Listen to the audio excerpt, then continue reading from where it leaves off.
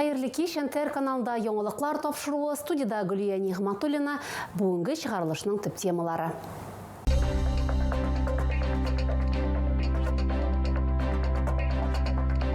Ике тәгәрмәчле транспортка юл бирмәгән, мотоцикл катнашында авария теркәлгән. Яңгырлы кар яву көтелә, җәйге көпчәкләрне кышкыга алыштырыр вакыт җитте. Котлаулар кабул итә. Түбән Камала Екатерина Иванцева 100 яшьлек юбилейын билгеләп үтә. Авыл яши, Абдулла Тукай исемендәге үзәк китапханәдә республика проектын тәкъдим итү кичәсе узды. Бәйрәмгә чакыралар, Кулмакчы авылында каз өмәсе узачак. Тыл ярдәменнән башка бик авыр булыр иде. Сез безнең ышанычыбыз ди ил сакчылары. Түбән Камалар юлга кайткан ике хәрби белән очраштылар. Аралашу рәсми булмаган шартларда чәй табыны артында барды. Волонтерлар солдатларның хәлләрен белешеп, нәрсә кирәклеге турында сораштылар. Теманың дәвамы алдагы материалда. Благодарственное письмо коллективу группы «Крылья ангела». Шострый позывнойлы хәрби волонтерларга рәхмәт хатлары тапшыра. Тыл ярдәменнән башка бик авыр булыр иде ди солдат. Егет хәрби хезмәткә 2022 елда өлешчә мобилизация буенча чакырыла. Шушы көннәрдә ул ялга кайткан. Большое спасибо огромное тылу. Тылга ярдәм күрсәткәннәрегез өчен зур рәхмәт әйтәсем килә. Бу бик зур ярдәм. Күп әйбер җибәрәсез. Тозланган кыярлар да, җылы оек башлар да бар. Алгы сызыкта аларга ихтыяҗ зур ди солдат. Великий паркында юлга кайткан ике солдат белән очрашу узды. Аралашу рәсми булмаган шартларда чәй табыны артында барды. Волонтерлар солдатларның хәлләрен белешеп, нәрсә кирәклеге турында сораштылар. Мы все стремимся к победе. Без барыбыз да җиңү өчен тырышабыз. Егетләр махсус хәрби операция зонасында без монда төрле яклап ярдәм күрсәтергә тырышабыз. Ил сакчылары моның өчен бик рәхмәтле ди гуманитарка Татарстаны төркеме җитәкчесе. Очрашуда солдатларның туганнары, волонтерлар, хәтта таныш булмаган кешеләр дә катнашты. Аларның барысында бер максат берләштерә – геройларга рәхмәт әйтү. Солдатлар өчен гуманитар ярдәм дә әзерләп куйганнар. Озакламы егетләр кабат ватан сагына басачак. Альбина Вәлиева, Светлана Шумкова, Булат Зиханшин, НТР яңалыклары. Алим сәүдә үзәге каршында мотоциклчы катнашында юл транспорт һәлакәте теркәлгән. Дәүләт автоинспекциясе матбугат хезмәте мәгълүматлары буенча 60 яшьлек автомобиль йөртүчесе төп юлга чыкканда ике тәгәрмәчле транспортка юл бирмәгән. Нәтиҗәдә бәрелеш, авариядә 19 яшьлек мотоциклчы зыян күргән. Аны урында ашыгыч ярдәм хезмәткәрләре караган, хастаханәгә бару кирәк булмаган. Җәйге көпчәкләрне кышкыга алыштырыр вакыт җитте. Шушы көннәрдә температураның түбәнәюе, яңгырлы кар яву көтелә. Һава шартлары үзгәрүе юл транспорт һәлакәтләре саны артуына китерергә мөмкин. Дәүләт автоинспекциясе машина йөртүчеләргә автомобильне кышка әзерләүне озакка сузмаска киңәш итә. Бу иминлек һәм куркынычсызлык өчен шулай кирәк ди белгечләр. Гадәттә резинаны кайчан алыштырырга, аның төгәл көне, вакыты юк. Белгечләр исә уртача һава температурасы 7 градус салкын булганда машинаны кышкы комплектка күчерергә кирәк дигән фикердә. Түбән Камала Екатерина Иванцева 100 яшьлек юбилейын билгеләп үтә.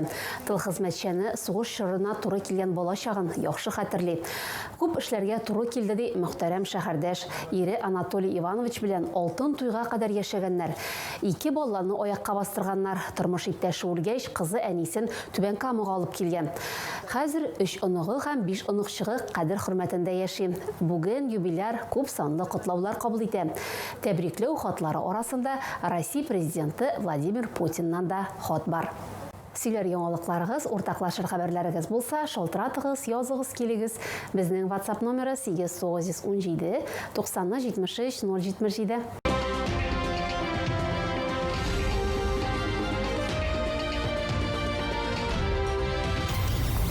Торак пунктларны саклап калу рецепты гади яшәр өчен шартлар эш булырга тиеш. Нәкъ әлеге максат белән авыл яши дигән республика проектын тәкъдим итү кичәсе узды.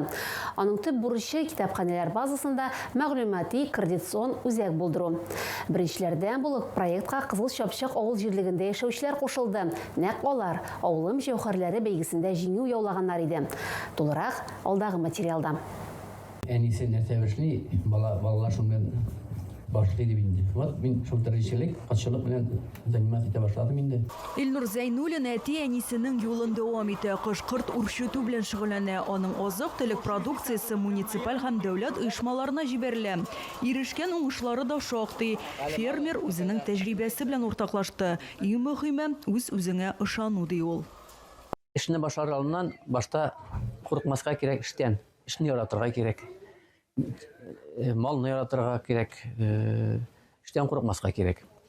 Эшләгән кешегә государство һәр вакыт поддержкасын бирә, кулын суза. Кызыл Чапчак авыл җирлегенең иң зур горурлыгы хезмәт сөюче кешеләре. Әнә Абзаловлар, Хөснетдиновлар, Гыйләҗиевләр кебекләр. Алар күпләргә үрнәк. Авылда үз эшләрен уңышлы гына алып баралар.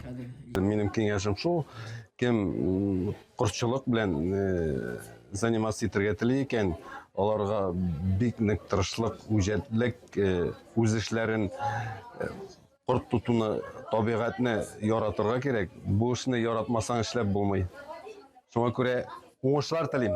Үзәк китапханәдә авыл яши дигән республика проектын тәкъдим итү кичәсе узды. Аның төп максаты мәгълүмати координацион үзәк булдыру. Ул торак пунктларда яшәүчеләргә эшлекле активлыгын үстерергә ярдәм итүгә юнәлдерелгән.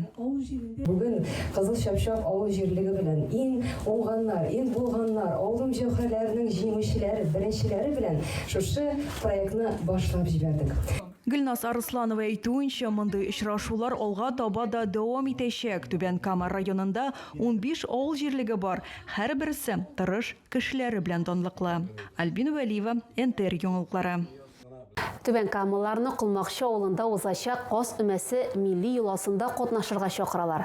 Каз йолку, юл күренешләре, каурыйдан әйберләр ясау, кыймак, ботка белән сыйлану, халык уеннары. Күңел ачу программасы бай. Бәйрәмнең махсус кунаклары Зәйнәп Фәрхетдинова, Җәүит Шакиров, Раяз Васыйхов, Рәзинә Хәсәншина, Ришат Айгөл Шәйхетдиновлар. Фестивальне үзәкләштерелгән китапханәләр системасы белән авыл халкы берлектә уздыра. Татар халкының иң матур йолаларының берсен күрергә теләсәгез, Кулмакчы авылына килегез. Уздыру вакыты 22 ноябрь. Ноябрь башында безне кыска эш атнасы көтә. 2 бәйрәм туры килә. 4 ноябрь Халыклар бердәмлеге көне һәм 6 ноябрь Татарстан Конституциясе көне. Моннан тыш дүшәмбедә ял көне, ул 1 ноябрьдәге эш көнен 3 ноябрьгә күчерү белән бәйле. Шулай итеп, бу атнада эш көннәре 5-сенә һәм 7-сенә туры килә. 5 ноябрь бәйрәм алды көне булганлыктан, эш көне 1 сәгатькә кыскартыла. Бүгенге менә шулар, алда безне озын яллар көтә. 5 ноябрьдә НТР каналында очрашканга кадәр исән-имин булыгыз.